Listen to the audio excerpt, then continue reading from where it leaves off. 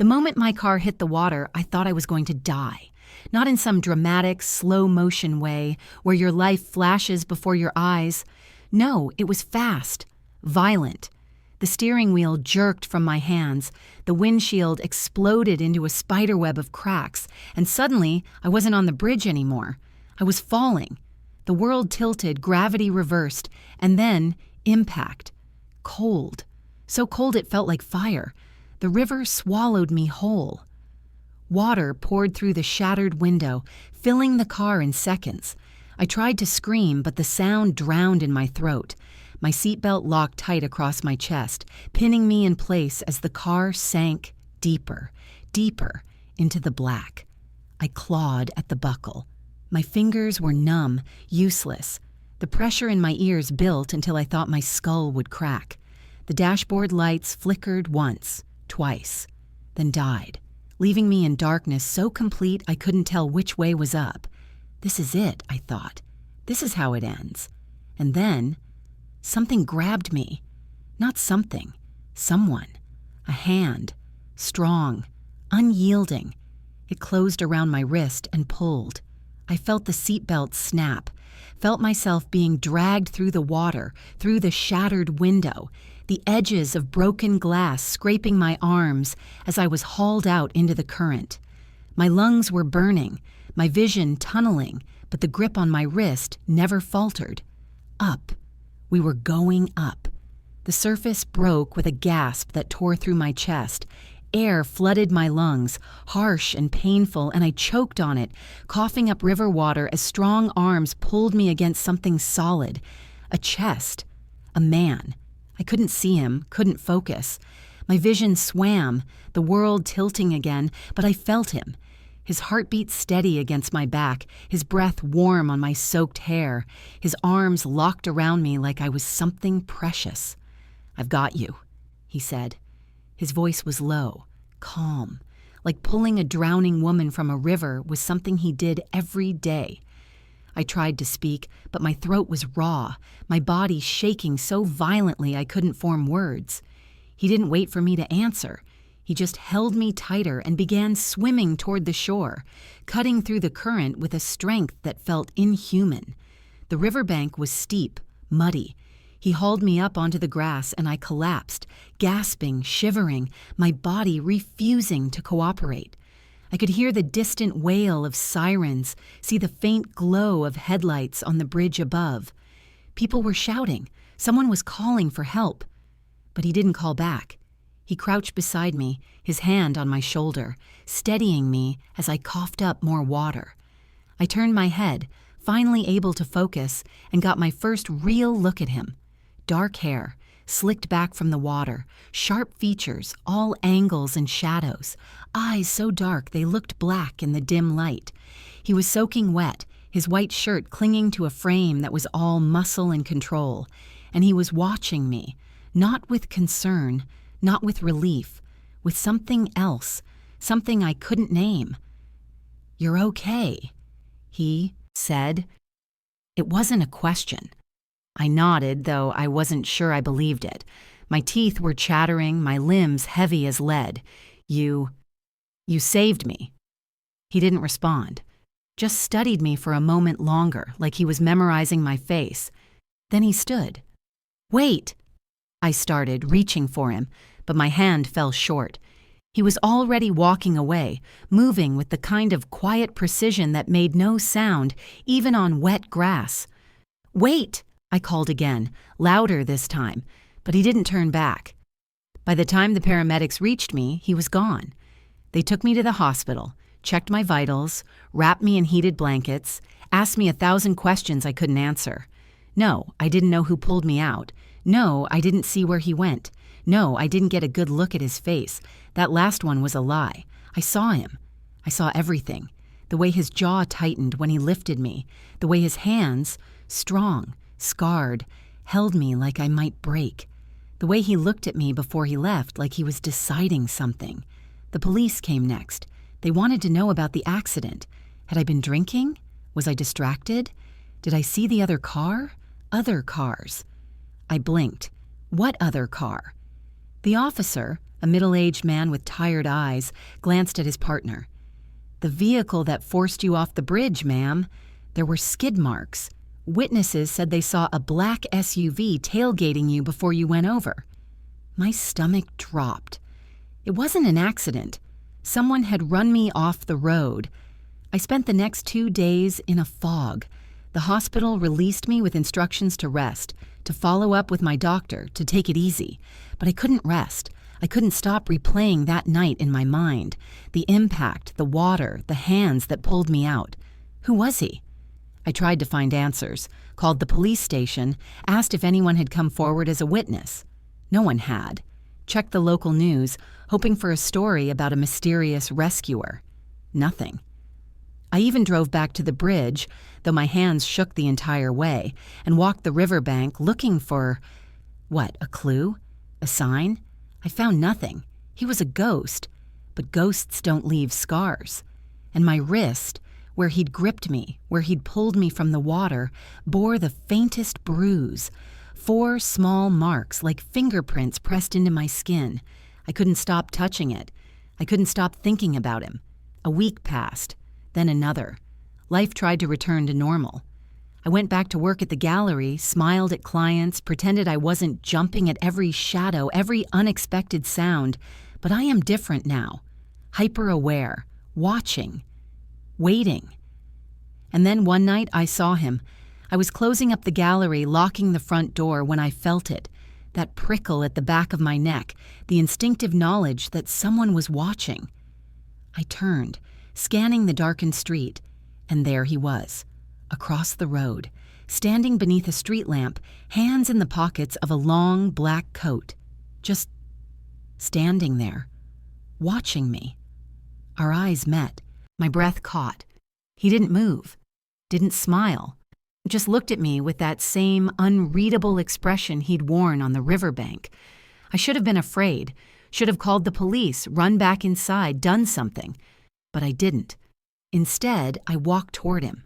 The street was empty, the city unusually quiet. My heels clicked on the pavement, echoing in the stillness. He didn't move as I approached, didn't flinch or step back, just watched me come closer, his dark eyes tracking every step. I stopped a few feet away. "It's you," I said. My voice was steadier than I expected. He tilted his head slightly. "Yes. I've been looking for you." "I know." My pulse quickened. "Why didn't you stay? That night, you just left." "I don't stay," he said simply. "I wanted to thank you. You don't owe me anything. I owe you my life."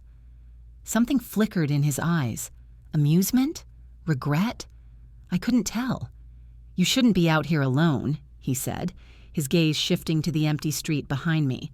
"Not after what happened." "What do you know about what happened?" His jaw tightened. "Enough. Then tell me, who ran me off that bridge? Why—" "Go home," he interrupted, his voice low and final. "Lock your doors. Don't go out after dark." "I'm not a child," I shot back. "I deserve answers." He stepped closer. Close enough that I could smell the faint scent of cologne and rain on his coat. Close enough that I had to tilt my head back to hold his gaze. "You deserve to be safe," he said quietly, "and right now, you're not." My heart was pounding. "Are you threatening me?" "No." His eyes softened, just a fraction. "I'm protecting you." "From what?" He didn't answer, just reached out, his hand hovering near my face for a moment before he seemed to think better of it. His fingers curled into a fist, and he dropped his arm. "From me," he said. And then, just like before, he turned and walked away. This time, I didn't let him go. I followed him. I don't know what possessed me. Maybe adrenaline, maybe desperation, maybe the simple fact that I was tired of being left in the dark, but I followed him through the narrow streets, keeping my distance, my heels abandoned somewhere behind me as I moved on silent feet. He knew I was there. I could tell by the set of his shoulders, the way he slowed just enough to let me keep pace. But he didn't stop, didn't turn around. He led me to the waterfront, to an old warehouse district that smelled of salt and rust and decay. The buildings here were abandoned, windows shattered, doors hanging off their hinges. It was the kind of place you only went if you had something to hide, or someone. He stopped in front of a large industrial door, his hand on the handle, and finally turned to face me. "You shouldn't have followed me," he said. "You shouldn't have let me." A ghost of a smile touched his lips. True. He pushed the door open and stepped inside. I hesitated for only a moment before following. The interior was cavernous, empty. Moonlight streamed through broken skylights, casting long shadows across the concrete floor. My footsteps echoed as I entered, and the door swung shut behind me with a heavy clang. He was standing in the center of the room, his back to me. "Who are you?" I asked. "Someone you should stay away from." "That's not an answer." He turned. "It's the only one you're going to get." Frustration flared in my chest. "You saved my life. You've been watching me. You told me I'm in danger. I think I deserve more than cryptic warnings and disappearing acts." "What you deserve," he said, moving toward me slowly, "is a normal life. A safe life. Not this." "Not what?" "Me." He was close now. Too close. I could see the tension in his frame, the way his hands flexed at his sides like he was fighting some internal battle. "What are you so afraid of?" I whispered. His eyes darkened. "That I won't be able to let you go." The words hung between us, heavy and dangerous. "Then don't," I said.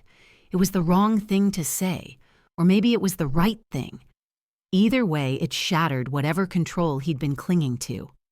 He closed the distance in one stride, his hand cupping my jaw, tilting my face up to his. His thumb brushed my cheek, rough and gentle all at once. "Do you have any idea what you're asking for?" he murmured. "I'm asking for the truth." "The truth will ruin you." "Let me decide that." He stared at me for a long moment, searching my face like he was looking for something. Doubt, fear, regret. But I didn't give him any of those things. I gave him certainty. "My name is irrelevant," he said finally. "What matters is what I am. I run this city. The parts of it you don't see, the parts you pretend don't exist. I make decisions that keep people safe and decisions that end lives. That accident you survived, it wasn't meant for you. It was meant for me. And now, because I pulled you out of that river, because I couldn't just let you drown, you're a target." My breath stilled. A target for who? People who want to hurt me. People who think you matter to me. Do I? The question slipped out before I could stop it. His grip on my jaw tightened, just a fraction. Yes. That single word sent a shiver down my spine. "Then protect me," I said. "I am." "No." I stepped closer, closing the last inch of space between us. "Protect me by staying, not by running away." His eyes searched mine, and for the first time I saw something crack in that impenetrable exterior, something raw and hungry and desperate. "You don't know what you're asking," he said again, but his voice was rougher now, strained. "Then show me." He hesitated, just for a heartbeat, and then he kissed me. It wasn't gentle.